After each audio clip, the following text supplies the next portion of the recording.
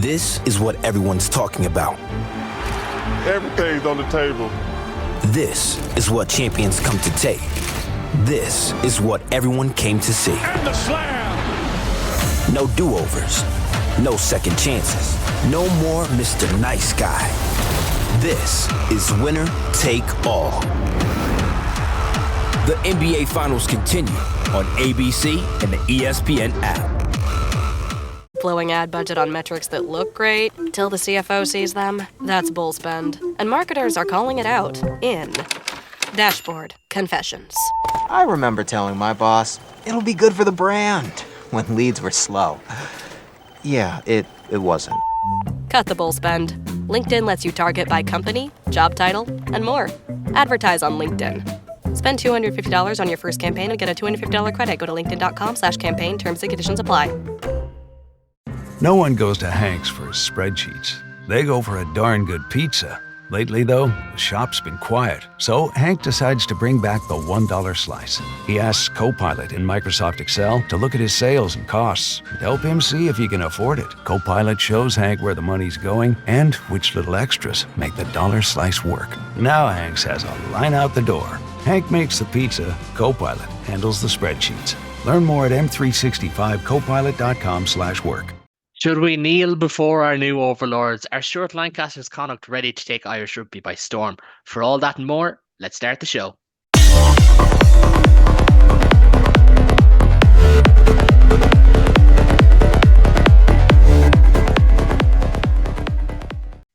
Hello and welcome to the Interpro Show, your home for all things Irish rugby. And tonight we reflect on a province on the up. With me to look back on a rising campaign for Connacht is our new provincial panellist in James Doyle. James, you are very welcome to the show. Thank you for coming on.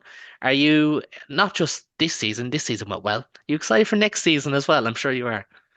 Oh, I'm buzzing to, get going again, because it felt like Connacht season really was only 5 months long. Felt like after January things started to click, because before January there was a nucleus of a good team, but there was still the old Connacht mistakes. But moving forward into next season, we had a fantastic end to this season. If I'm right in saying 8 out of 11 wins in our last 11 matches, we were flying, and I cannot be even prouder of Stuart Lancaster's side, because they did the province proud. Yeah, they absolutely did. And I suppose that's a good place to start, because how we're going to start all of these shows is just kind of pretty simply, James. How do you sum up a season like that? I think, the Munster lads last week, and definitely not last night as we record, last week were saying that it felt an awful long one. Connacht fans have probably felt long at the start, and as you kind of alluded to, too quick at the end. It was a weird one, a tale of two halves for sure. Oh, 100%. And I think the best way to describe it was the early parts of the season, as I mentioned previously, was there was a nucleus of a good team. That the Benetton performance at home, the opening round of the season, you saw a really solid, compact unit performance from everyone. I couldn't name you one player that played exceptional, because everyone from 1 to 15, actually from 1 to 23, did their jobs perfectly. Obviously, Caolán, as you well know, that game down in Munster was a real slogfest. Poor Byron Ralston, getting now injured for the season, but he's going to be hopefully back fully fit for next season. But there was a couple of those games, for example, Munster away, the Bulls at home, even in Europe, both games away from home against the Ospreys in Bridgend and Montpellier. I mean, those games should have been what they should have won. They should have seen those games out. And I think that was the team maybe going back into old habits from predominantly last season and the season before that, because there is countless times that I can remember over the kind of the last 2 or 3 seasons where Connacht have had the lead in games, looked like the better side, played on the front foot, and then slipped in the last 10, 15, 20 minutes. And then it was really weird, because we had a performance against the Dragons where we lost 48-28. We made the Dragons look like prime All Blacks, right? We made Thomas Young look like Jerome Kino. We made Rio Dyer look like, he was Jake Milner-Scudder.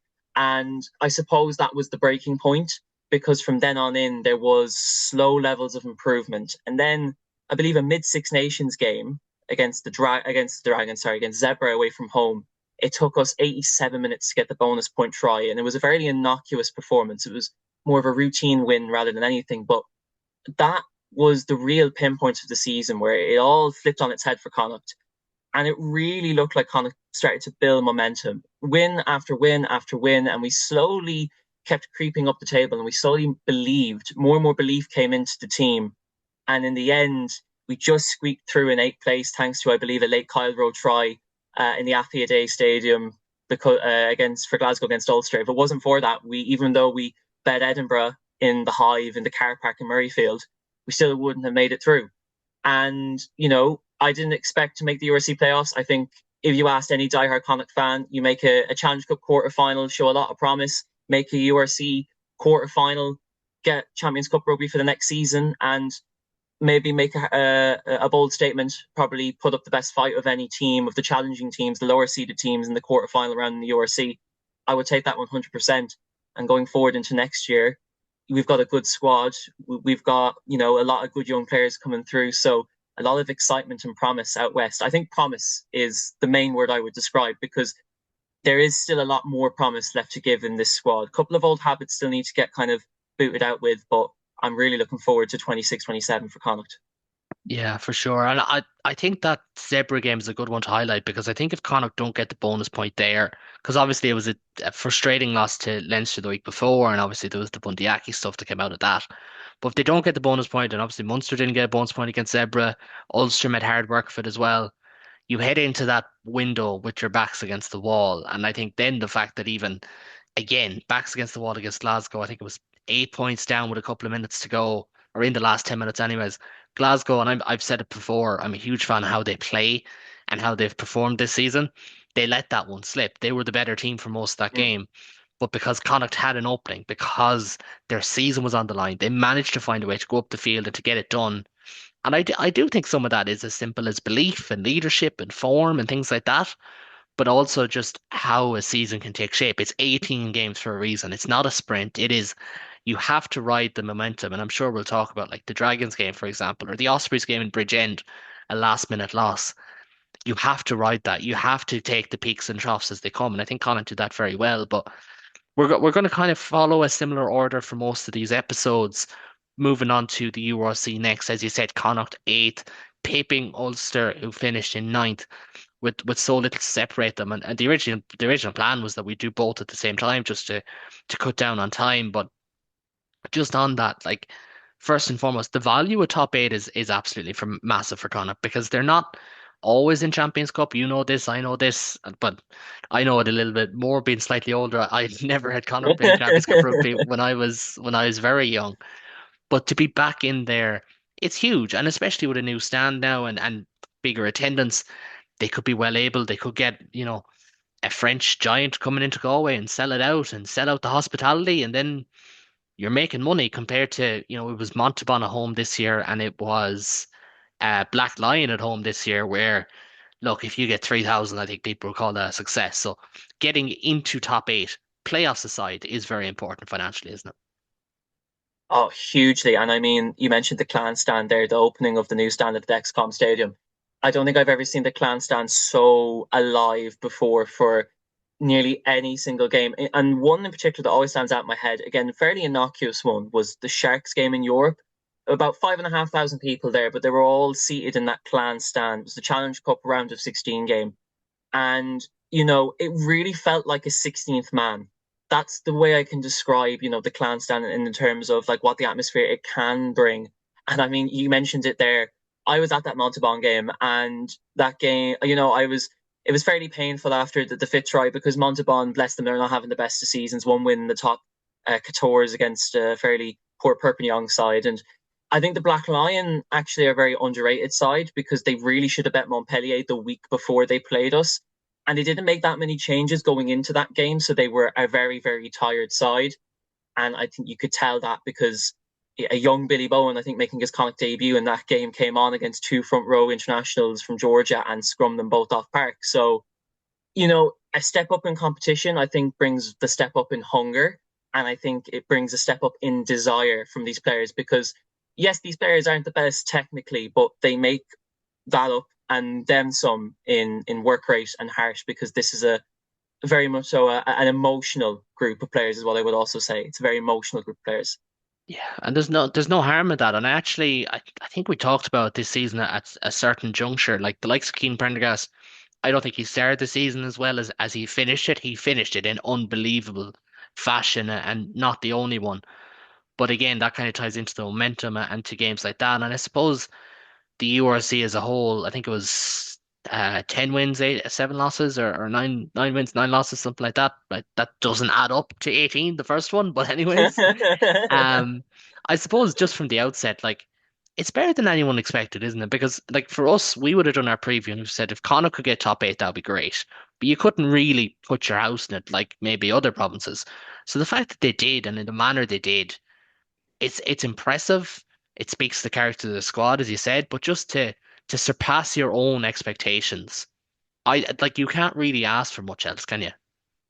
Oh, absolutely not. I mean, if you would have said again, you would be in the URC top eight, you'd get Champions Cup rugby, because let's bear in mind that that wasn't a guarantee. We were doing I was at a Galway United game where we were doing the rain dance for Montpellier to try and put one over on Ulster, and make a Challenge Cup quarter final and let those young players and even those more established players that still have a lot of room to grow, the likes of Keane Prendergast and Darren Murray, for example, made the URC 15 of the season, team of the season there, literally, I think, before we started recording. So it's amazing to see what those group of players could do to make the top eight.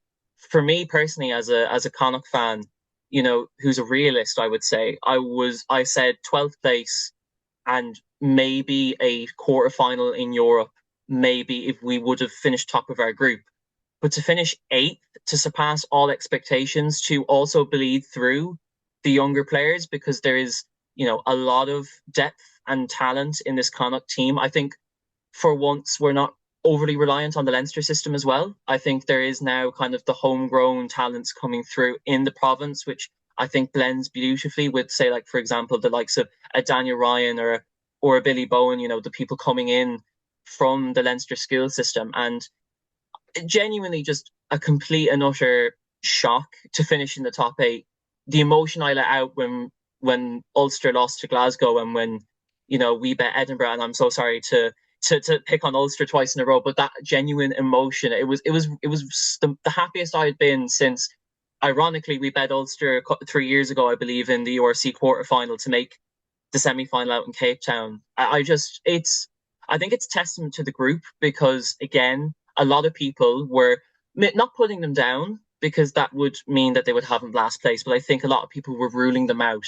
And I think Lancaster, Prendergast, all the leaders involved, I think, took that personally and took that to heart. And a little bit of that was there on show from a few players, and that's what you love to see in a group of players that are representing your province, is that heart and spirit, showing that we're not down and out just yet. I mean, we bet the Sharks. They don't need to change costume to dress up as the Springboks. You look at some of the teams we bet, Benetton, with the plethora of millions they have, and even some of the Welsh provinces that I thought could have had a good run at it this season. Can't bet them, and I didn't think that would happen. So fair play to the group that Lancaster has cultivated. Yeah, it's actually funny that you mentioned that because the Shields were a bit strange. Like Connacht went 4 from 4 against the Scottish and the Italian sides, the only Irish province to do that, which understandable. Like they had Glasgow at home in the middle of the Six Nations, and as we said, that was a huge result for their season. But even going 2 from 2, like getting a win down South Africa against the Stormers, like results like that are massive. And it did mean that when they went into the following week against the Lions, it wasn't as important. And I know if Connacht had missed out, you'd have said, "Oh, they should have rode the crest of a wave." But it's so attritional taking on South African teams. I understand why they made, I think it was 10 plus changes, and even then, and you'll remember this as well as I would, like that Lions game kind of took on a life of its own. The Lions were the better team for 50 Mm. minutes, and then they took their foot off the gas, like I'm clicking my fingers, you can't get on the microphone, but like that, like it was so quick. Matthew Devine comes on, he changed the game. We'll talk about him a little bit later on as well, I'm sure. But just to kind of to dig in on Europe, because you mentioned that Ospreys game in Bridgend, and I remember being at home here watching it, and it was a real slow bleed. And I don't know about you. Everyone has their favorite and worst types of losses. A slow bleed is painful when you can see it happening from a half an hour out, and you could for that one, especially that last try. And I think if there's one frustration about Connacht in recent years is that they haven't got the most out of their Challenge Cup campaigns. I think their loss in the pool stages to Montpellier was gallant considering they had like 6 academy players on the field. They only lost by 2 points.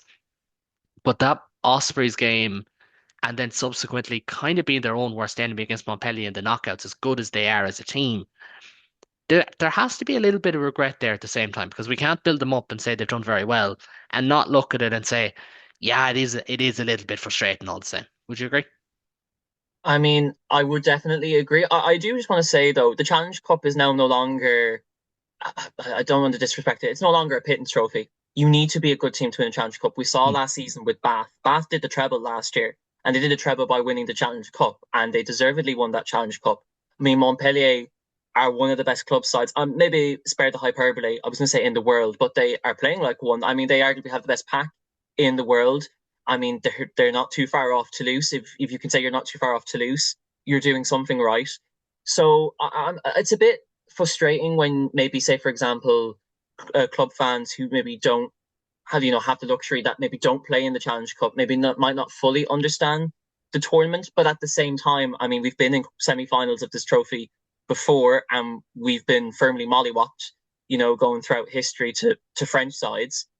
It just reminded me of last season when we played Racing at home and we got duppied and they were down a man. They got one of their wingers sent off, and it just kind of brought back the pain of last season a little bit, and in particular, actually that Ospreys game because last season we played the Ospreys away from home and we raced into a 14-0 lead and we lost that game by 3 points. We were 21-0 up in the game in Bridgend and we lost that game by 3 points. And the game kind of, as the game slowly descended into chaos, so did the weather. Mother Nature wasn't kind to Bridgend as she usually isn't. I vividly remember Bundyaki calling for a penalty, and I can't remember who was the out half at the time. But bless him, I think it might. I don't know if it was Carthy, but he kicked the ball into the wind, and the ball went like way, way wide, and I think it hit tent at the side of the terrace on Bridgend. And I think it was just a lack of game management, and I think that's what could be said for Connacht going seasons back, and even this season. Montpellier away from home twice. I think poor game management, and I think in the second game, poor ruck management, going down to 13 men so early on. You're never going to come back from that against a team like Montpellier, even though they didn't play great against the Dragons. You're never going to come back from going 2 men down early. And with the Ospreys, we should have saw that game out. And then they scored, I think, just before half time to make it 21-7, and they came straight back into the game. And that's the frustration. And that kind of is still there amongst the group, mainly so there earlier in the season.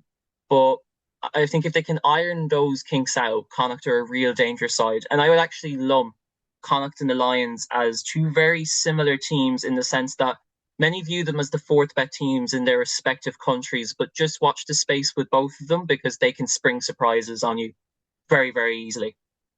Yeah, no, I would agree. It's actually not a bad comp, and for my own notes and getting this ready, and I was like, geez, Connacht and Ulster had similar seasons. I suppose the one thing you Mm. can say is that Ulster probably their epic low last year should have been a hell of a lot better. Whereas I think with Connacht, it's like you almost expect there'd be peaks and troughs with their budgets and their changes of coaches and things like that. Like that's a little bit more accepted. And we'll get on to coach and ticket in just a minute. But before we move on, I'd just like to remind everyone to subscribe to get all the latest content here on the Global Game Line channel. If you can share a friend with a friend or leave a comment, it makes a huge difference. And as we have said before, we are still on the lookout for Connacht podcast presenters alongside James and for Leinster podcast contributors as well for our breakaway shows next season. So please do not hesitate to get in touch. You can get us down in the comment section. You can get us on Twitter, which again reminds me to check our Twitter DMs in case there's nothing in it. And you can get us on Spotify as well. But just to kind of move into it, and I want to come back to Europe as well when we talk about next season. New coaching ticket received an awful lot of praise, and understandably so, because it has been a great year for them. Just on the outset to kick things off, out of 10, whereabouts would you lie on year one of the Lancaster project? I think Lancaster, if anything, is ahead of schedule. So I would say around a 9 or a 10, probably a 9, because I think a 10 would be doing a fantastic job. And I'm probably going to liken a little bit of football. I'm a Leicester City fan. That's probably like a Claudio Ranieri job, trying to win the Premier League 5,000 to 1. I think that was a 10 out of 10. But I think for Lancaster this year, I think this year I kind of wrote this year off as a year, almost a development year. Use this to kind of bleed in your system, bleed through those younger players, bleed through those mid-20 players as well that have a bit more room to grow and have a bit more left to give in the tank in terms of developing as not only a human being, but as a rugby player. And I think Lancaster did that throughout the first half of the season. And in the second half of the season, it just felt like everything clicked into place. And even when we weren't playing particularly fantastic, you mentioned earlier in the podcast the Glasgow game at home. Glasgow were the better team by far. And if they had some of those Scottish internationals, they don't need to be the top end ones. If they had a Stafford McDowell, who has been fantastic for Glasgow this season, one of the best centres in the URC this campaign, if they would have had someone like him, I think that game is good night Irene and Connacht firmly put to the sword. But I think it just shows the level of grit and determination kind of almost linked in a perfect marriage with the tactics that Lancaster has employed.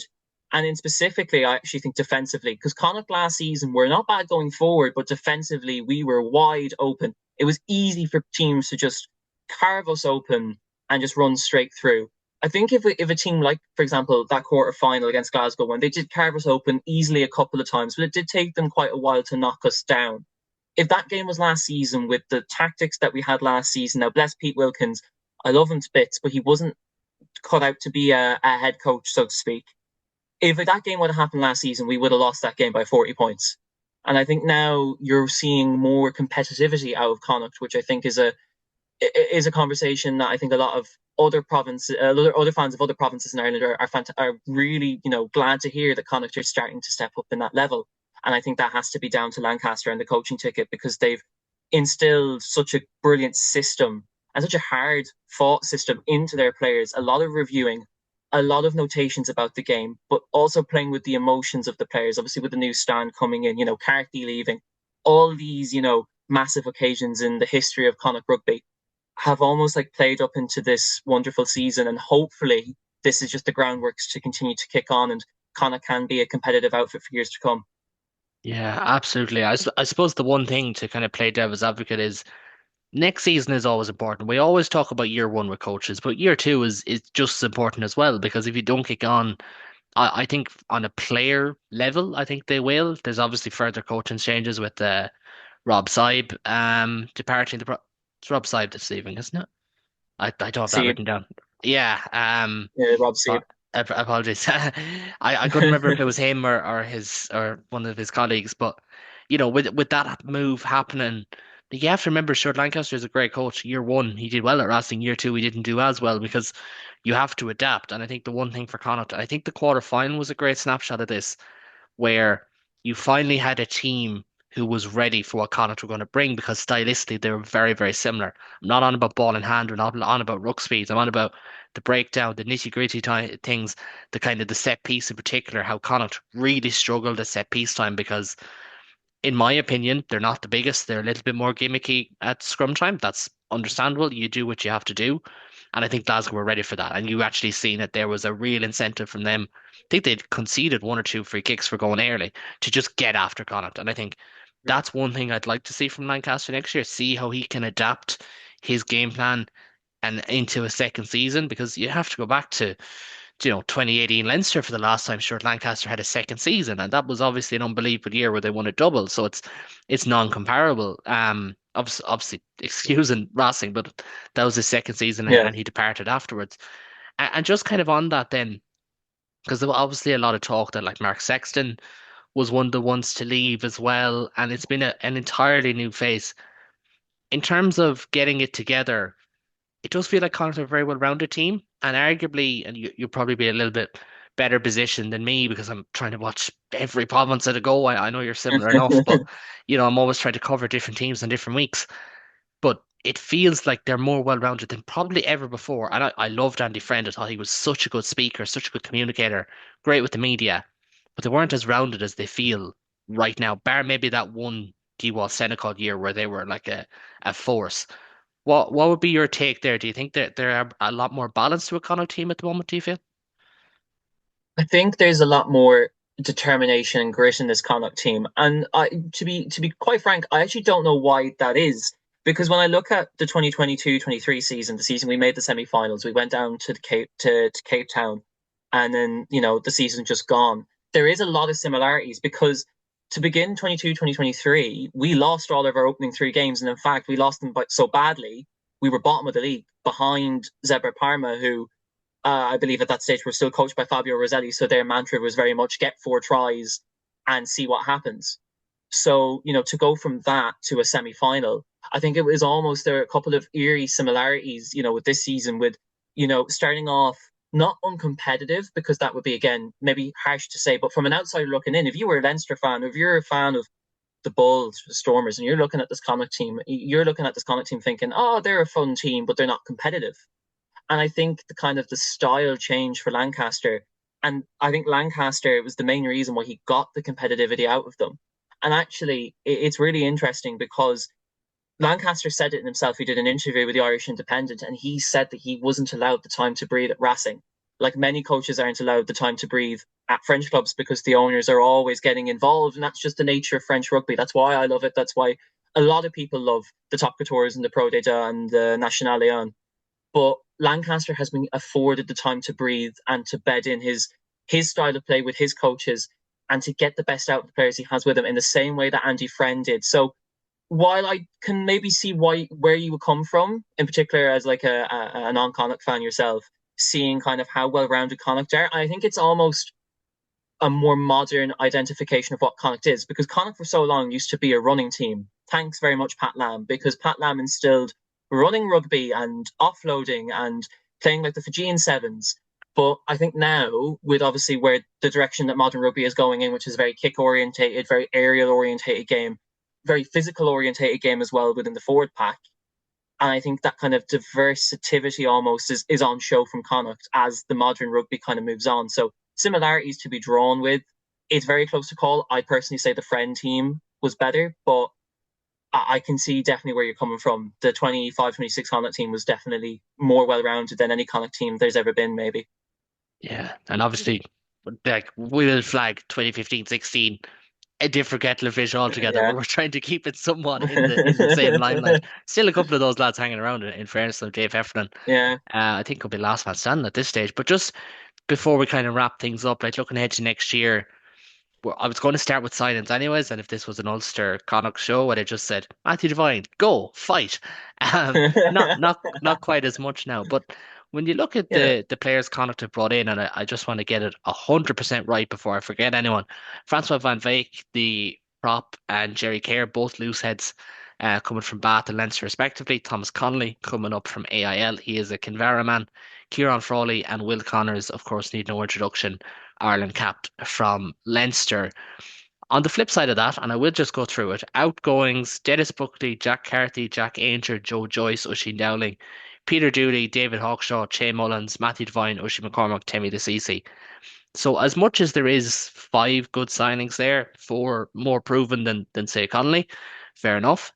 There's also a lot of experience heading out the door and a lot of power heading out the door. So where are you on Connacht's business? I know it's never going to be 100%, it's never going to be perfect in any given year, but where would you land on the business being done? Because I know when we spoke before we hit record, you're very high on Matthew Devine, as a lot of people are. That one feels like a big loss, as does Ainger, but as a whole, pretty happy, I assume. I would say so. A very astute business done by Connacht. And I think, given circumstances, surrounding the likes of Joyce, Ainger, you mentioned there, Matthew Devine, probably the love and lust of all Connacht fans. And we're all really sad to see him go because he has been an absolute zipper of a player off the bench, number 21 or sometimes 22. I think we did the best we could. I'm really impressed with Francois Van Veek, who's coming across from Bath. He has over 100 appearances for Bath, was part of the treble winning side for the side, I love to say, backed by Dyson last year. I mean, they were fantastic last season. He contributed to that, and I think he would offer a lot of experience to the front row. He's a South African front row, loose head, what's not to love? And, Exactly. you look at the likes of a Billy Bowen, and a Billy Bowen is a perfect example of a player who has an incredibly high ceiling. What is a player like Francois Van Veek is going to be instrumental to Billy Bowen's development as a player and also as a human being. The way that he conducts himself off the pitch as well is fantastic. I also believe Van Veek used to play for Northampton before he played for Bath. So a lot of experience there. I've been impressed with Jerry Kerr. Thrusted in right at the deep end, has the American-born prop, I believe. He's done as good of a job as you could expect him to do. Obviously, Thomas Connolly, a young Kinvara man, coming back after spending some time up in the Big Smoke. I think he will definitely be playing like a bit part role, a bit like Temi Lasisi. I was a bit sad about seeing him leave because he got injured and he wasn't fully allowed to flourish in his time in Connacht. So I wish him all the best. But we get on to the big two. Will Connors, solid, dependable back row, always there, 7 out of 10, does the job. That's the type of back row Connacht really need. And in particular, if you look at the back row position, we're very light on back rowers. Off the top of my head, we have O'Brien, Boyle, Hurley Langton, Janssen, Prendergast, Josh Murphy can play blindside flanker. And then obviously we've got some of the younger lads like Paddy McCarthy, former Munster man, and Bobby Power, who's from Galway. I'll just double check you on that. So at the moment, Josh Murphy, as you mentioned, can play 6. Keane Prendergast, Seamus Hurley Langton, Sean Janssen, Paul Boyle, Will Connors, Sean O'Brien. And then the following academy players: Aidan McCarthy, Max Flynn, Diarmuid O'Connell, Aaron O'Brien, and Bobby Power. That's the current listed players as things stand, and maybe even one more to come in the academy. I believe Diarmuid O'Connell as well is an Ireland underage international. If I'm wrong, feel free to correct me. Currently, yeah, he is good Leitrim man. I believe nothing wrong with a good Leitrim man as well. They need representation in rugby, and I think Will Connors could develop again. He's not Josh Van der Fleer. He's not Caolán Darcy. He's not an all-star back row. But Will Connors has a handful of Irish caps, has won trophies with Leinster, knows how to get it done in the big occasion as well. Let's not pretend like he's a tidy rugby player. And I think him coming in, he's going to find it hard to break down that back row. I was joking to my dad earlier, saying that if Evan Ruas didn't exist, Sean Janssen would be number 8 and in the team of the season for the URC. And I believe Janssen is going, I think if he's not already Irish qualified, he will be soon. And I think he'll be definitely in and around the talk of an Ireland call-up. But Connors will add his ballast. He'll add his prowess. And then I think he's going to definitely help out that back row balance. And then moving on to Kieran Frawley, what's not to love about Kieran Frawley? I love a general 10. One of my favourite 10s growing up in the game was George Ford. I love just a person who can take the game by the scruff of the neck, shoot those calls in attack, and really just play on the front foot with confidence and with purpose. And I love Josh Ioane. He kind of fits the mould a couple of years ago of those 10s that came out of the Under-20 World Cups, the likes of Anoa Lolaseo, Sam Costello. I call him a pound and Richie Mwanga. Let's not forget as well, Josh Ioane has an All Black cap to his name and has done very, very well towards the end of the season. He played, I thought, at least attackingly. Obviously, defensively, there is a couple of shortfalls and pitfalls to his game. But going forward, I think his kicking is fantastic because he always kicks on the front foot, especially with ball in hand. And his hands are usually fantastic, always has a good eye for a pass. But Kieran Frawley will just add a bit of calmness back into the Connacht side. And I'm very happy with the incomings just in general, obviously Kieran Frawley being the big star. And then obviously outgoings, Matthew Devine. I was devastated when he left. I knew it was happening for about a good year now. I hope he does fantastic up at Ulster. I think he'll be a great number 21 or 22. Just off air before we start recording, you mentioned that he could come on and allow Doak to maybe develop more as a 10 and play Devine at 9. That actually sounds like a very interesting proposition. I'd love to see that happen because, again, two very polar opposite 9s. Doak, very much a regimented, kind of not maybe old school 9, but very much a calm head on him, whereas Devine is always a sniper. He's a bit like Tay McDermott from Australia, just always looking to snipe for every single ruck, always has very high speed from the ruck. And I just love, he's got very, very good footwork as well for a 9. He can always shimmy inside and out. The rest of the outgoings and departures I wasn't too shocked with, apart from maybe Che Mullins, because I actually don't know fully where he's going. And I thought that Che Mullins could have maybe got a run on either one of the wings. I think as a fullback, he wasn't quite up to the mustard at fullback. But I'm very happy with the business we've done. And considering the businesses of kind of the other provinces and even other teams in the URC, I'll take, bringing in an experienced Springbok and 2 lads with a fistful of Ireland caps.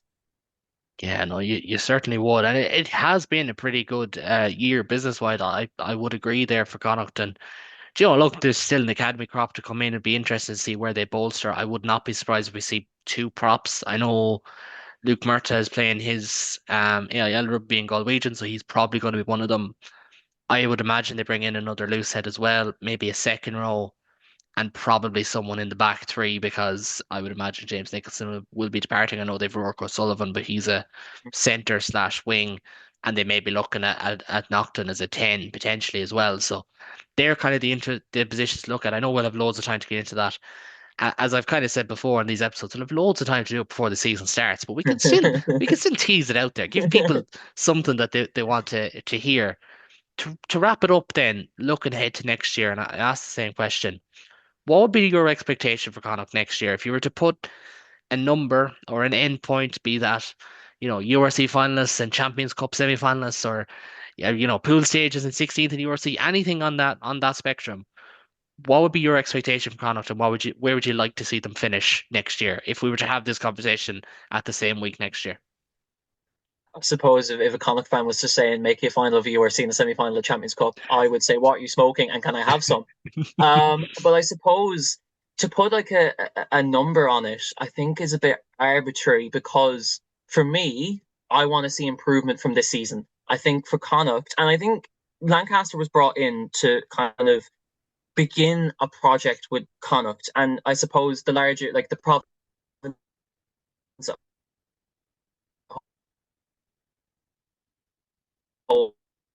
with the investment from Dexcom, the new staff, Victory, David Walsh, Leo Anich, Aina McCarthy, Bobby Power, Sean Nocton, the list goes on, Sean Walsh, Daniel Ryan. There is a lot of good young players that are going to be coming through, mixed in with the likes of Keane Prendergast, Darren Murray, Billy Bowen, Sam Illo has played quite well. Obviously, Kieran Frawley coming in. Cathal Ford's been doing fantastic for Connacht. There's a man who is very, very criminally underrated, in my opinion. Even Sam Gilbert's done very good since he's come in from Otago. But I think for Lancaster, it's the beginning of a rebuild for Connacht in the sense that this is now no longer a team that is fighting for its future outside of Lansdowne Road. This is a team that is firmly at like a competitive, from the outside looking in, province. This is no longer viewed as the development province or the fourth province of Ireland. This is a team that can mix it with anyone and everyone on their day, and that's what I want to see.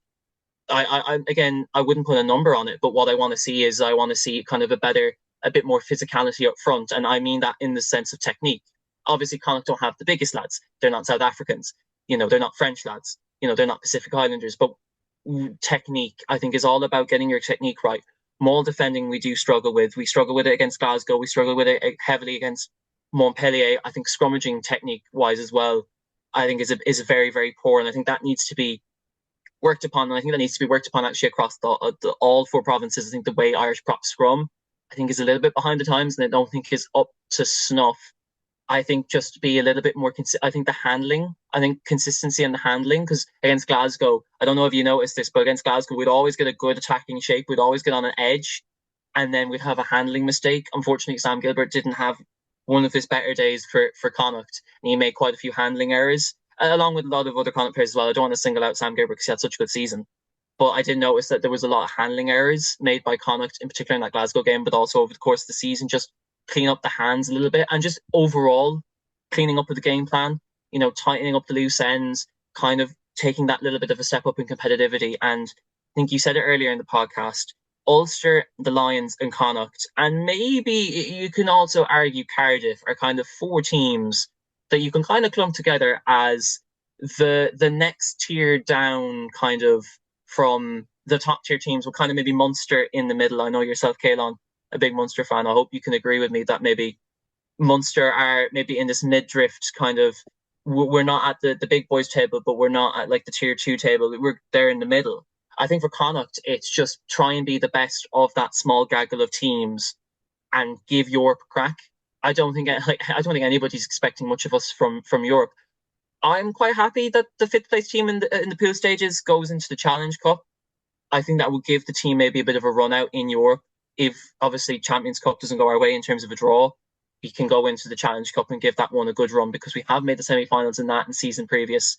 Not for a long, long time. I believe the last time we did would have been maybe 2009, when Toulon and their Galacticos rocked up to a shoddy old, back then called the Sports Ground, with no clan stand, no stands, open air, and Johnny Wilkinson turning out, and was it Juan Sebastian Lobe turning up and being like, "What is this?"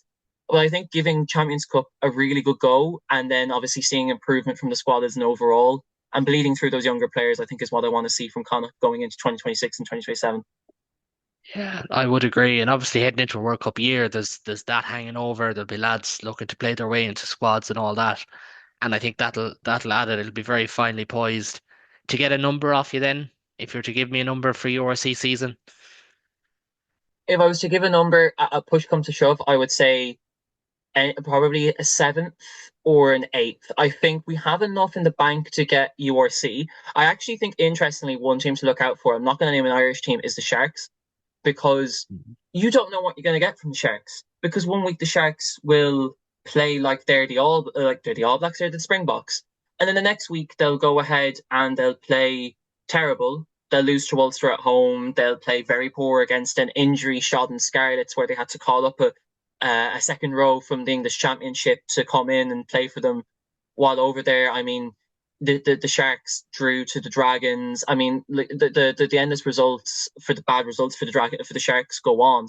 So you don't know what the Sharks are going to do. You also don't know what Benetton are going to do. I mean, I mentioned earlier the riches of millions up in the north of Italy, but let's not forget they're losing one of the best rugby players in the world in Tommaso Menicello. They're also losing Bautista Bernasconi. He's gone to Stade Francais. So how are they going to replace them? How are their young players going to come through?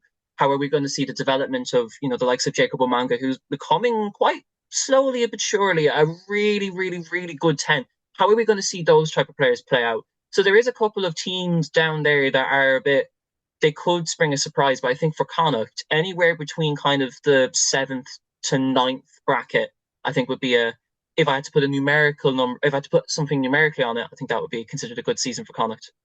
Yeah, absolutely would. If it was back-to-back playoff berths, I don't know if they've done that in a long time. I think that has I don't think has that's to been be. done. I don't even think that's been done. I think the last time that was been done would have been before I was born, when the Celtic League was first founded, because Connacht made, if memory serves me right, we finished second in our division back when the Celtic League was in two. We lost to Glasgow at home in the quarterfinal at the then called Sports Ground, the Dexcom Stadium. And I think the next year we did make the playoffs, but we lost in the quarterfinal. I could be completely wrong, but I think that's the only time that's ever been done in Connacht's history. I believe you may be correct on that. So actually, fair play. I think you're bang on. That's a poll I don't even have in my back pocket, to be quite honest. And I was turning out in the sports crowd in 2007. I'll have you know, to watch Percy Montgomery, even though he wasn't playing, kicking from Oh, basically from Lochatolia into the oh. far end, to be quite honest. But James, actually no, go on. The final word. Come on. You know what? I was gonna make you feel old by saying I was only one at the time, but I suppose actually one thing I will kind of end on. It's a bit of a sentiment I have about Connacht, and again, it kind of ties back to the old. What does Connacht mean to people who are not like Connacht fans? And it's like a small, plucky underdog province that has a good season, and then once maybe every 6 seasons play very expansive rugby, bit like the Fiji of Ireland. But at the end of the day, they'll finish anywhere in the bottom three. That narrative is changing for Connacht. And I actually think it's changing quite fast. I think now, we're no longer viewed as the fourth province in Ireland. I think we're now viewed equally, which is amazing. I think the Dragons fans can testify over in Wales that they've had this as well, being viewed as the fourth Welsh province, or Welsh region, sorry, and, being viewed as this development region. And same thing for Connacht, we were a development region as well, even though we were hiring lovely All Blacks, we were still viewed as a development region. But to kind of shift the narrative from, only being able to beat Zebre, or previously were called Irione, maybe getting a win over Edinburgh away from home because we used to always beat them away, to now almost being in a level where we're equal with Ulster. I mean, don't get it twisted, Ulster haven't won a trophy in a while, but they're still a big, they're a big club. They've won the Champions Cup. They won the first ever Champions Cup against Caolán. Let's not get that one twisted. So to put Connacht on an equal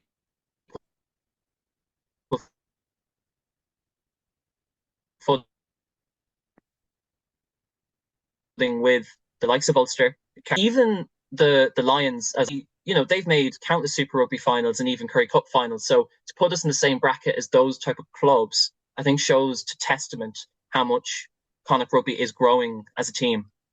Yeah, absolutely. Well, that might be the most positivity that we'll have of any of the season recaps. So it's good to have it in certain realms. It's always good. People might say I'm Mm. very negative. They might have a point. I don't know.